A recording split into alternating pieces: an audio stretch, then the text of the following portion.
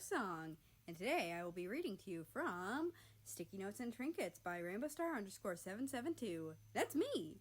Now, on to Chapter 15.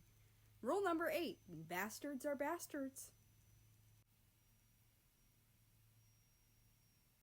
Russia stretched a bit as he got out of bed, not feeling too tired.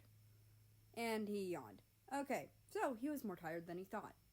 He chuckled a little bit to himself as he pulled himself out of bed. It wasn't like it really mattered whether or not he was tired. He could catch up a bit on rest in class, since he was confident in his knowledge of the material, even though he didn't give two shits about which class was which, as they were all equally boring to him. He grabbed the bracelet from his bedside table and put it on. It was nice. Maybe if he paid close enough attention, he could figure out the person who gave it to him. Though it didn't really matter who it was. He'd like to thank them, but he didn't have to. It was a nice gesture that brightened his day and week tenfold. He couldn't help but wonder who it was, despite the inconsequentiality of the information. He left his room and quickly grabbed something to eat, not feeling like waking up his sister, Ukraine. Even if he did, she'd go back to bed until their dad got home and forced her to wake up. She wouldn't be up late, since it was quite early. He preferred to walk to school, though sometimes it was nice to have a slow morning like he had yesterday. It helped him get in some exercise and relax from some of the dreams he was admittedly prone to. Not that anyone could really judge him. Hormones were high, and most people were physically attractive to him. Though there was someone who had nearly his full attention. They, or well, he, fit what he looked for in a male partner, as far as he could tell, given what he knew about the shorty. Before he even really processed that, the walk was over and he was walking into the school. He quickly walked over to his locker and picked up his book for the first class. He couldn't care less if it was chemistry or world history. Only thing he cared to notice about the class was that the teacher seemed to be one of the biggest douchebags known to man. He didn't even bother to try and remember old McBastard's name, even with the nameplate on the door. Fitz Weatherly. Funny. If his memory served him correctly, his teacher's name called him a bastard. That or Sally was serving him fantasy naming bullshit again. He'd take the name calling his bastard what he was. It was funnier to think that even his parents saw him that way. Or they thought Fitz was a nice name, which he heavily disagreed with them on. But either way, he found the idea of his name calling him a bastard was funny. He walked into the classroom and took a seat, opting to just distract himself from the world until class started. There wasn't really anything outside of waiting to do. He didn't really have any friends there yet, and Cuba didn't show up early.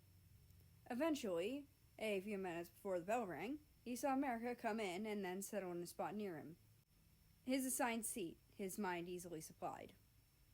He stuck to himself as he watched their classmates slowly trickle in, and about a minute before the bell rang, a couple coming in after that, being late. Not that he really cared. Eventually roll call started, then ended. The bastard yet again started the debate about semantics with America over here versus present. America was already anxious when speaking. God, he hated that bastard for making America so anxious, then refusing to accept the response. He sighed to himself and let himself zone out, only snapping out of it when the bell rang, telling him that it was time to get to his next class. He paused by America's locker after he left the classroom, sticking a sticky note to it. He then quickly went to his own locker. He preferred it if he weren't caught with the sticky notes just yet. He opened his locker and inside found a scarf. It was soft and a gray-blue color. He couldn't tell if it was crochet or knit, but he didn't care. He took it out and put it on, before putting his book for the previous class in. He then pulled the book out for his next class, biology if he remembered correctly. He actually liked his biology teacher. She seemed to be a sweet elderly lady. Hell, she made America less anxious and didn't focus on him too heavily.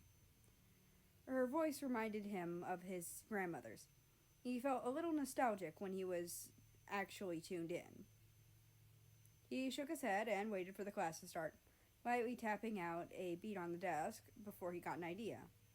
He smiled and hummed to himself, continuing to lightly tap the desk. Soon, class started, and Miss Ackerman started going around to mark people as present. After she'd gotten to everyone, she started to teach. Her style was half lecture and half games to ensure knowledge from what he'd picked up. He glanced over at America and saw him looking down, clearly upset about something. Russia pulled out a piece of paper and wrote, "What happened?" Sad face, before crumpling the note up and subtly throwing it to America. It wasn't what he originally planned on writing, but he hoped that this would help more than what he had originally planned. He watched as America reluctantly unraveled the note before reading it, then presumably began to write a response. He then opted to also do what he originally planned while he waited, taking out a piece of paper and writing, "You're such a pretty boy." After that, he carefully balled it up and threw the note to America. He also watched as America looked at it, then slowly unraveled it, read it, flushed, and then, lastly, tucked the note away. Maybe that would help too. Probably not nearly as much as knowing someone was worried for him.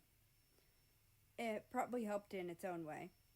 Maybe it gave America a bit more confidence in himself. And from what he had seen, and some of what he'd heard from Cuba, Lord, could America use it.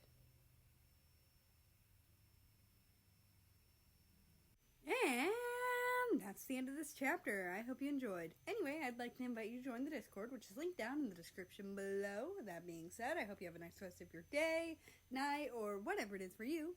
Just enjoy your time, and I will see you tomorrow.